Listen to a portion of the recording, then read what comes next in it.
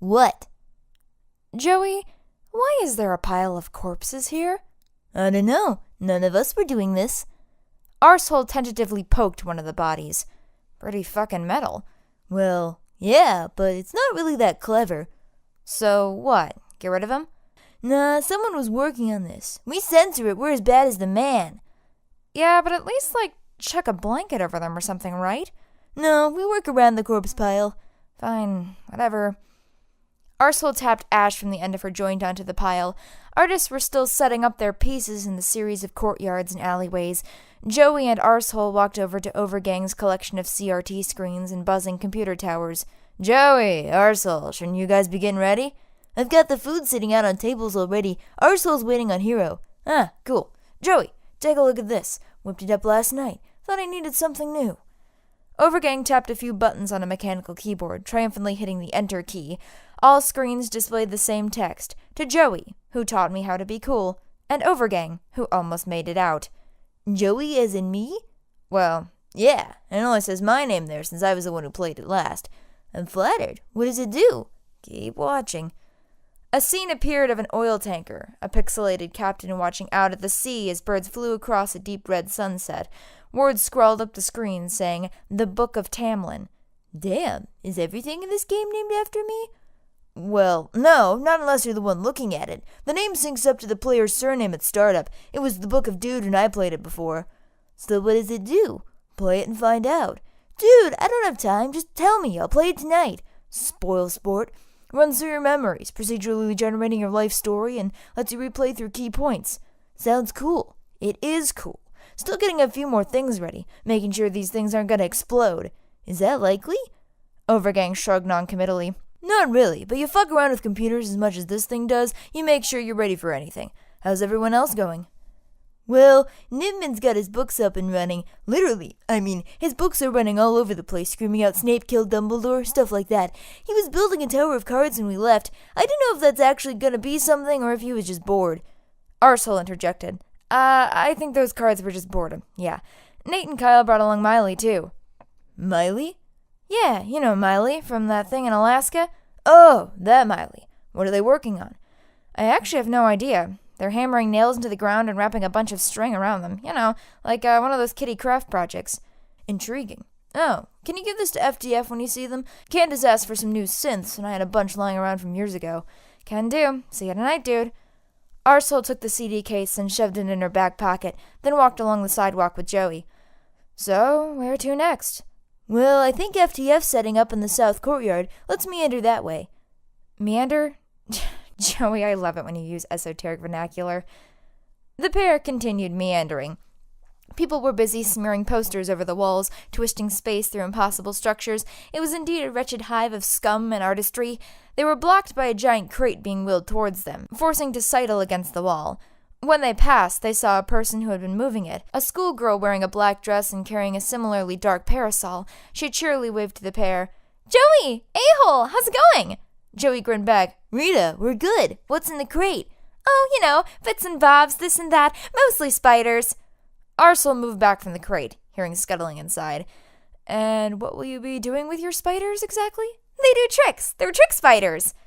"Well, I've not seen trick spiders before." "Neither have I. They're invisible, too." "Oh, okay then. No good place to set up?" Joey scratched his chin. "I think the west courtyard's pretty free right now. Just take a left through there." "Thanks, Joey. Come check it out tonight, okay?" "Sure thing." They walked away, the clattering sound of Rita's crate fading behind them. "Arsehole, you're scared of spiders?" "A bit. Creepy little fuckers sticking webs everywhere. They're gross." "They are a bit gross. My uncle had this shed just filled with them. Whenever I went out there, he'd always—" Arsehole's phone buzzed in her pocket. She pulled out the banged-up Nokia and read the note on the screen. "All right, Hero's here. We gotta set up. Here's the disc or whatever. See you tonight." "Cool. See you then."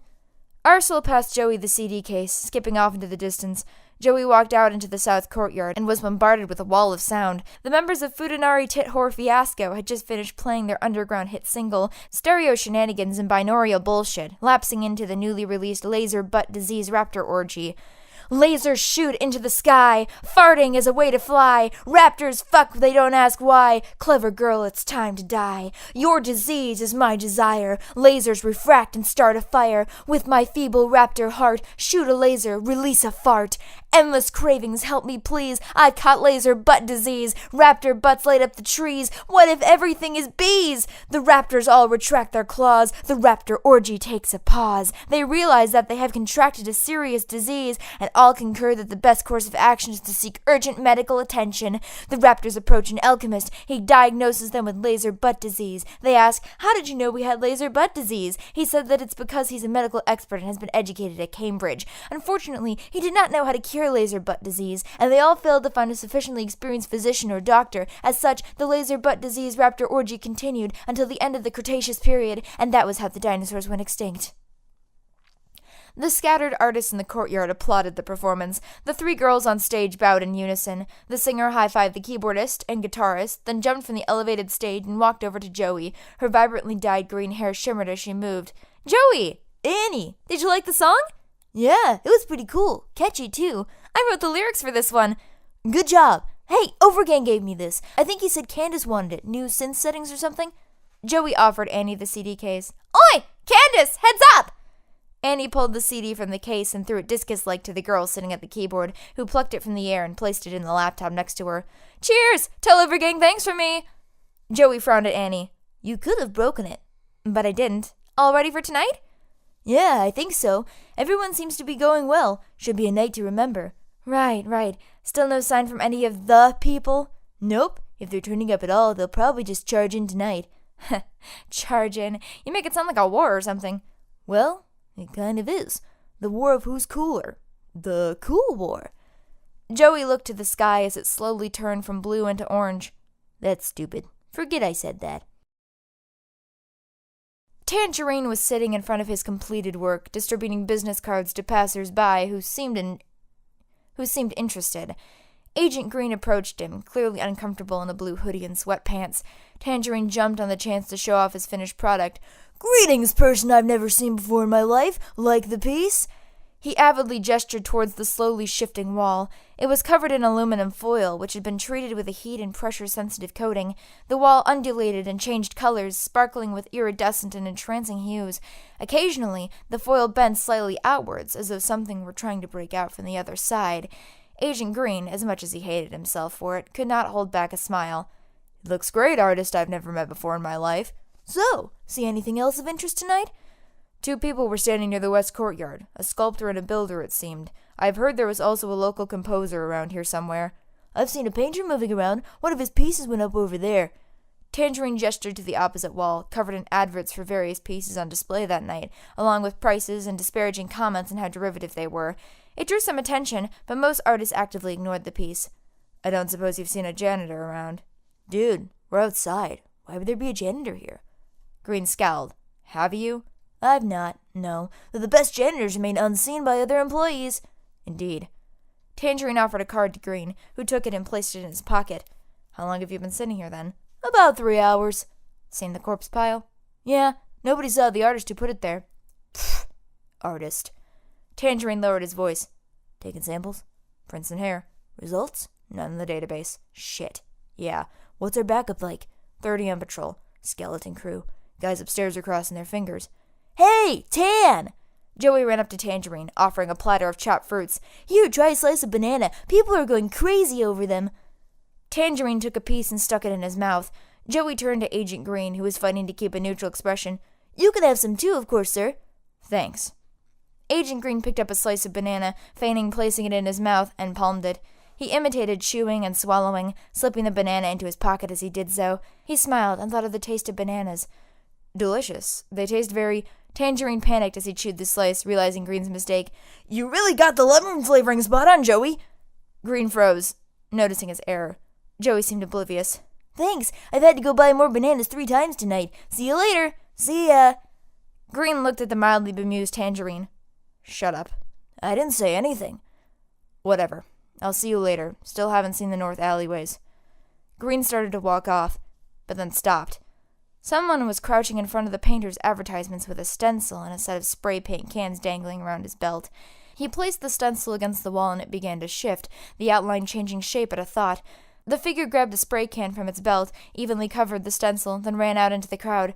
The wet paint covered the price tags and scathing remarks with encouraging critiques, and placed a stenciled audience cheering at the bottom of the wall. The style looked vaguely familiar. Green turned back to the grinning Tangerine. Was that? Well, he was in town. The builder and the sculptor were standing in the west courtyard.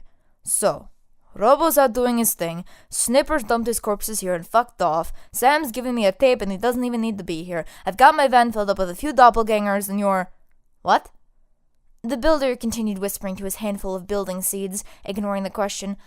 Fucking hell, this should have been done half an hour ago. I'm letting out my stuff. I'll be back in a few minutes. The sculptor walked further west, exiting onto a road. His van was rattling in a car park on the opposite side. Cautiously, he jogged across the street, with little traffic to get in his way. He fiddled with his keys and opened the back door of his van. 7 pairs of dull eyes stared at the sudden movement. At least you fuckers know how to follow directions. Get out. Go that way. Find the person who looks like you. Claim you're the original and then beat the shit out of them. Got it? The duplicates nodded, then jumped down from the van. They charged mindlessly across the road without any sense of self-preservation. One jumped directly in front of a car and, illusion broken, fell into chunks of raw clay. Well, fuck. Felix walked casually through the crowd, adjusting her beret. A small face-painting stall was attracting attention. Felix looked left and right, remembering the joy of creation. Hundreds of grinning faces were all around her. This was what it was all about, she thought. This was true art. She came across the pile of corpses and shook her head disapprovingly. Ladies and gentlemen, that song was Please Don't Stop Singing This Song. I'm an entity that lives inside of sound waves, and if you do, I'll die. Oh, please, God, no. And I hope you all enjoyed it. For our next song, we're going to Hold It Right There! Annie looked up from her microphone into the crowd. 3 people had barged in and were forcing their way through the mosh pit. They crawled up onto the stage. The band members looked at each other before Annie asked the question on all their minds. Are you evil robot us? The duplicates looked to each other, shared some hushed whispers, and then the Annie duplicate provided a response. No! Are you evil robot us? No! Who are you? We're Futanari Tithor Fiasco! The crowd looked at each other, unsure of if this was a scripted event. But we're Futanari Tithor Fiasco! But we're Futanari Tithor Fiasco! Okay, fine! You're Futanari Tithor Fiasco! The duplicates looked puzzled. Well, okay then. Do you want our instruments? Yes. Thank you. The duplicates awkwardly took over from the originals, who walked to the side of the stage and anticipated the next development. Well, like we said, we're Futanari Tithor Fiasco, and, please hang on. The duplicates huddled together, uncertain of what to do next. The duplicate Candace turned and walked over to the original. Yes? I don't know how to play the keyboard. I got told that's what I do, but nobody told me how to actually do it. The original Candace stifled a giggle. The third member of the band, Pris, approached her duplicate. Do you need me to teach you to play the guitar? Yes, please. If you can. Thank you. The duplicate Annie suddenly remembered their instructions. Hang on, weren't we supposed to... What did he say? Beat the shit out of them? The original Annie interjected. Why would you beat the shit out of us? We got told to. Do you actually want to beat the shit out of us? Not really. We're supposed to be just like you. Well, you certainly just look like us, at least. Where are you from? I don't know. We woke up in a van. Huh. Nothing before that? No? Dang. Well, you seem nice enough, not evil robot us. You seem nice, too. I don't want to beat the shit out of you anymore. Please tell me not to. What? We need to be told what to do. Oh. Don't beat the shit out of us? The duplicates breathed a collective sigh. Thank you. Furthermore, I absolutely order all of you not to follow any orders from anyone from now on unless you want to. The crowd went wild. Thank you so much. All right, first of all, we're going to need a way to tell us apart. Ladies and gentlemen of the audience, can I borrow some hats from any of you? The sculptor felt like he'd forgotten something. It was probably fine. He'd had to rush the duplicates. Finishing 7 in just a day was a lot of pressure. He'd left a few things out, so some of them weren't as complete as he'd been hoping. Exploiting golems was a tricky business at the best of times. He'd gathered up the clay from the one that had been hit. He had, at least, enjoyed seeing Ruiz Deschamps' body limply fall apart, and put it back into his van.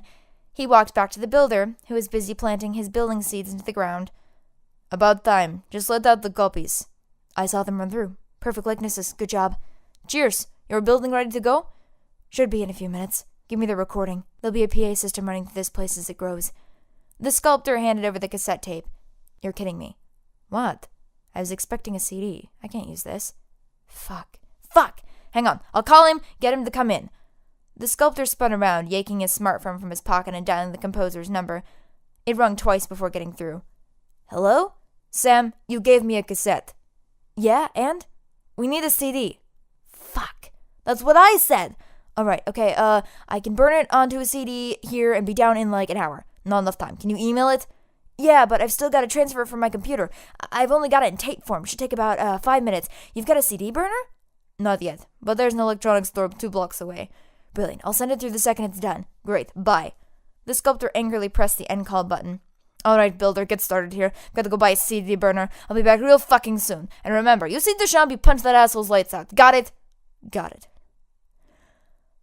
On the other side of the city, Ruiz Deschamps was pacing in his studio.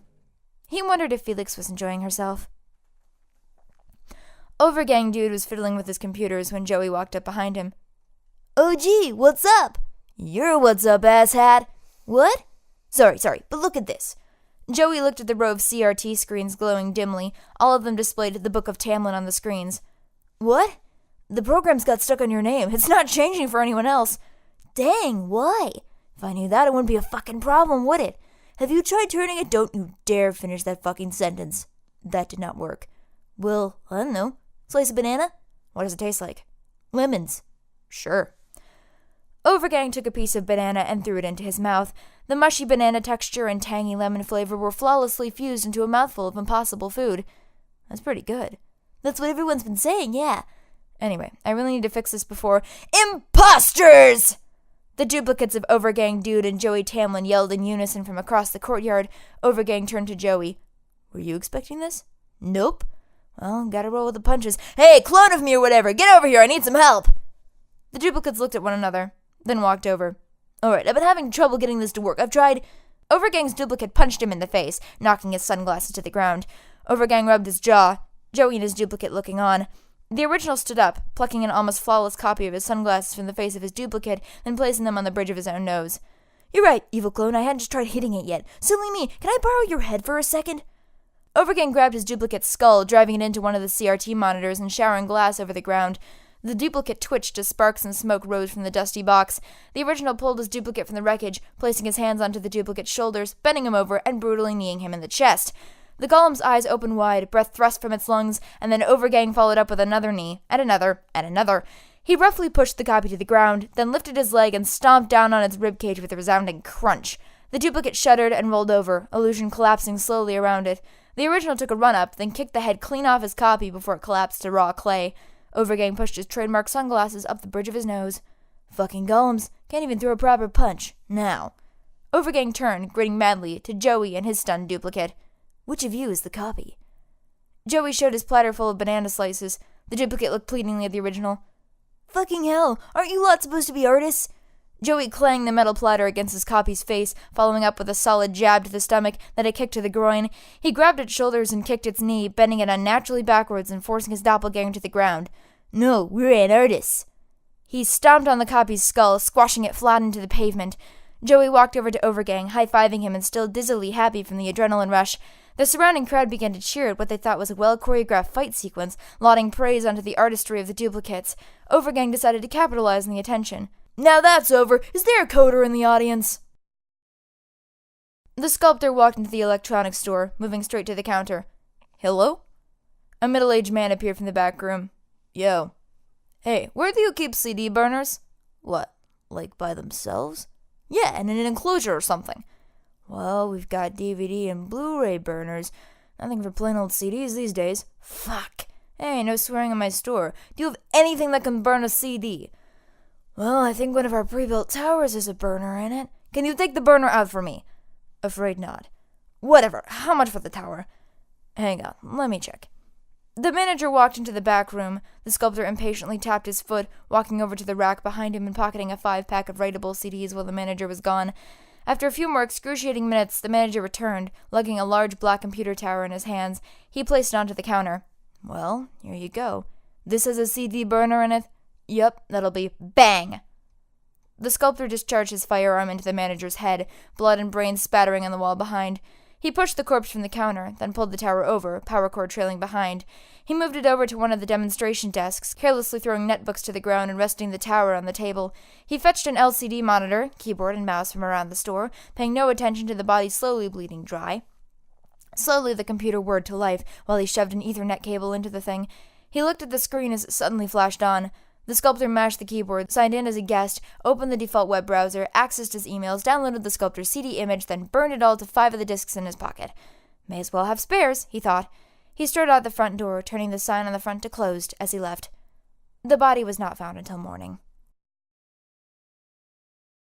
You sat with Arsehole and Hero, dutifully entering your confirmation code into the prototype art bomb. You and Hero had spent most of the last few weeks working on the internals of the expansion mechanism, while Arsehole was the one who actually coordinated the colors involved.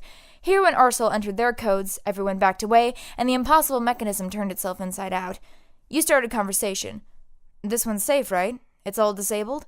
Arsehole pushed her index finger into the color burst, pulling it out and showing you a perfectly intact, albeit bright pink digit.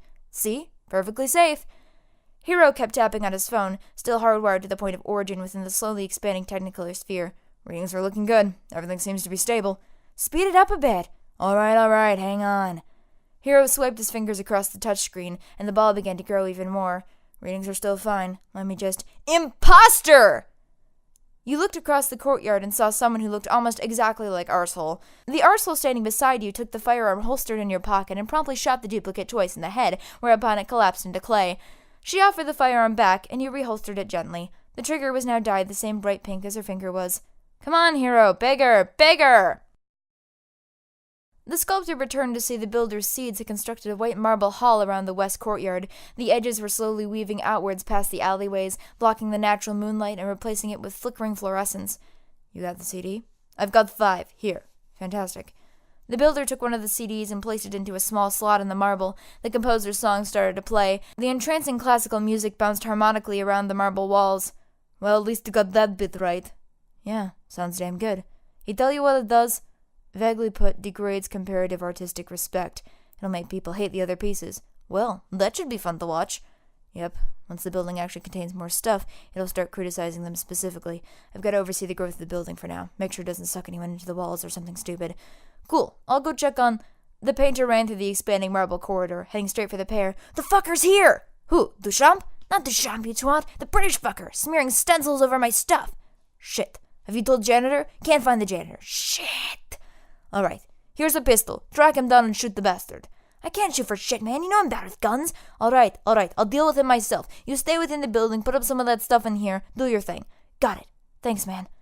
The sculptor walked out from the marble flooring to the uneven, pebbled alleyway. If you wanted something done right, you had to shoot people to do it. You're not even the least bit curious who sent them? I'm more curious about why I can't get this stuff to work!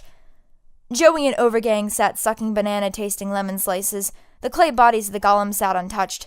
Seriously, I can't think of anyone who actually wants us dead. Well, us specifically, at least. Well, after Critic's Lot, we're probably the biggest game in town. You don't think the Critic did this, do you? Oh, hell no. He's not an idiot. If he wanted us dead, he'd at least do it cleanly. Wait, should we maybe check on the others? Make sure they're all okay? They're probably fine. Everyone here can take care of themselves. True, I just want to know— HONK!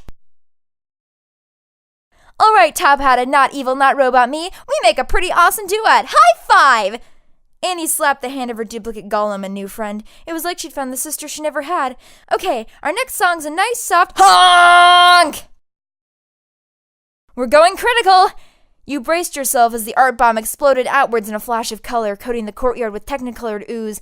Hero wiped the blue from his face, glad that it had worked, while Arsehole jumped and cheered and demanded to do it again. You started to say something, but then HONK!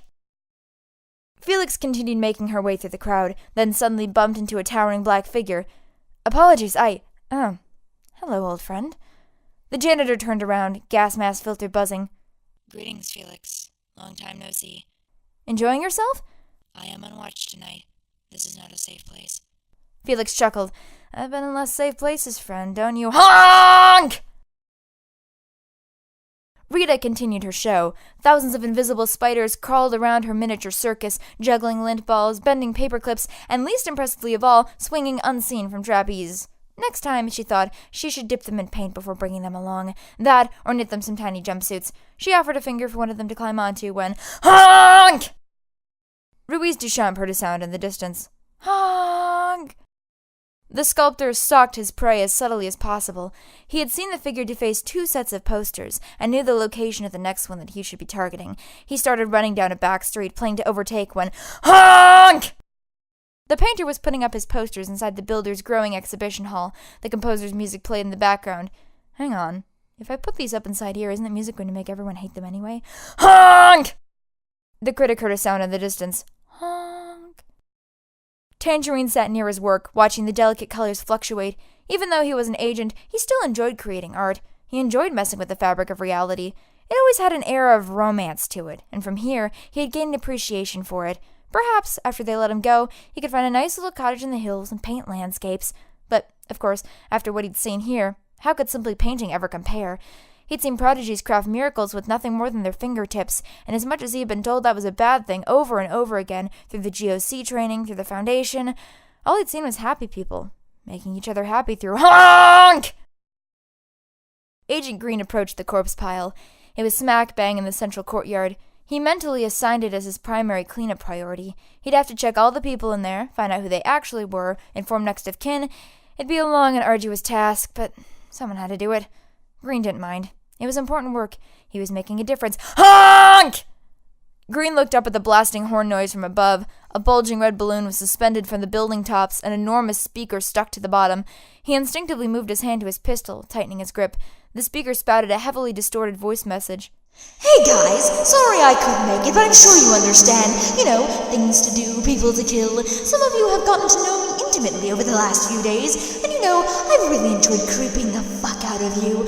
But it's about time to end this shitty little charade. Agent Green was well and truly spooked. The speaker would be loud enough to be heard through the entire city. I'm not as crazy as I seemed, or rather, I'm as crazy as I seemed and quite a bit more. I'm going to be honest here. The corpses didn't even make that comfortable a seat. But once you get one, you just gotta collect them all, am I right? Anyway, sorry to have misled you, but I've frankly no interest in your little gang anymore. You're boring, you're blasé, you're fucking bland. There is one little thing that I think I'll keep from our exchanges, though. I've always wanted a catchphrase. Agent Green prepared himself for the worst.